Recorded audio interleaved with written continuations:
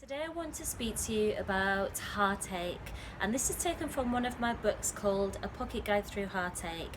So this is probably a really old thing that people have been told to do naturally, but I just want you to follow this and I'll tell you why it's really good for you to do.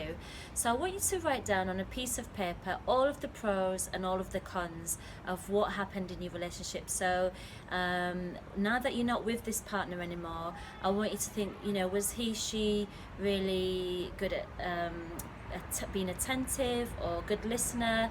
Were they really like crap at listening? Or what was the pros and cons for you? So write down all of the pros and cons, and once you've written down all of the pros and cons, I want you to go through each one individually, each pro and each con, and I want you to ask the question, what have I learnt from this, and how have I grown, how have I become a better person?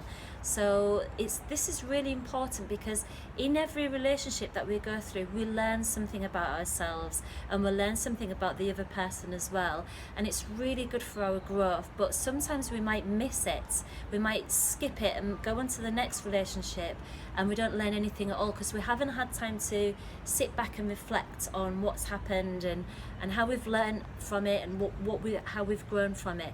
So I want you to go through each one and tell yourself, what have I learned from this pro, what have I learned from this con, and how have I grown from this pro, how have I grown from this con.